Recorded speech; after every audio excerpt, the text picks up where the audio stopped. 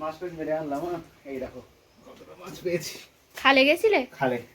দেখি মাছগুলো, মাছগুলো দেখাও দেখি। মাছ দেখি কত পেয়েছিস মাছ। তোমার দেখো অন্ধকারে দেখতে হবে। ওরে বাবা, ওরে বাবা, অনেক মাছ তো। অনেক কাঁকড়া মাছ, তাই তো। ওই ধারে রাস্তা না ধারে রাস্তা আগের গুলো কাট করে কিছুটা এইভাবে দেখাবে। মাছ দেখো শুধু কত চিংড়ি আর কাঁকড়া। কতটা হবে মনে হয়?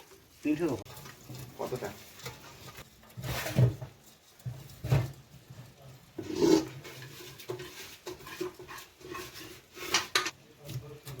বা এখনো আছে বালতির মধ্যে। অনেক চিংড়ি, অনেক কাঁকড়া। এই যে ডালপালা পরিষ্কার করা হয়ে গেছে। এই হচ্ছে ফ্রেশ চিংড়ি। এতটা কতটা হবে মোটামুটি? 300-400 হবে। আর এই যে সব নিচে নেমে গেছে সব কাঁকড়াগুলো বেসিনের মধ্যে। এইগুলো দেখতে দারুণ লাগছে। কত চিংড়ি জ্যান্ত পুরো সব সাইজের আছে, বড় বড় আছে বেশ। এখানে যে মৌরালা মাছ আর পুঁটি মাছগুলোও দেখতে পাচ্ছেন, এগুলোও কিন্তু ওই একই খাল থেকে ধরা। সমস্ত মাছগুলো কেটে নিয়েছি আর রান্না করার জন্য পরিমাণ মতো নিয়ে নিয়েছি। এবার মৌরালা মাছগুলো আগে ভেজে নিচ্ছি। এবার কাঁকড়াগুলো ভেজে নেব।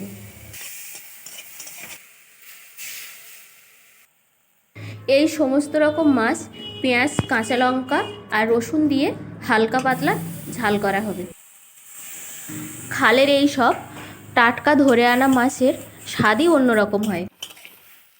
এবার আমি চিংড়ি মাছগুলো জল দিয়ে আগে সিদ্ধ করে নেব, তারপরে ভেজে নেব।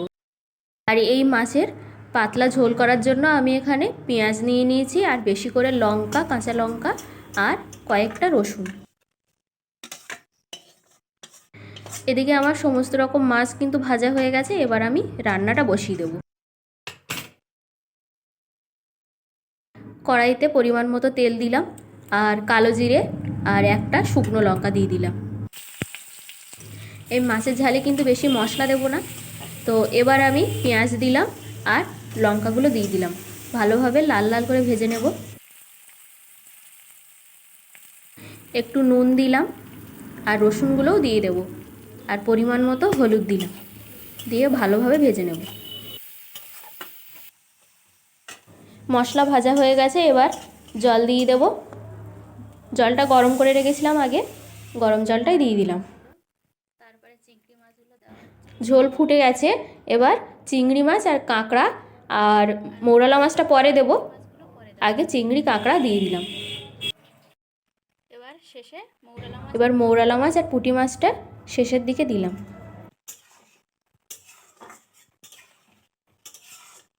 এক এক করে মশলাগুলো দেওয়া হচ্ছে। প্রথম দেওয়া হলো গোলমরিচের গুঁড়ো। বেশি কিছু মশলা দেব না, অল্প করে জিরের গুঁড়ো আর অল্প করে মরিচের গুঁড়ো দিয়ে দিলাম। খুব পাতলা করে হবে। এইরকম চুনো মাছ দিয়ে অবশ্যই হালকা পাতলা ঝোল খেয়ে দেখবেন, খুব ভালো লাগবে। গরমের জন্য তো খুবই ভালো জিনিসটা।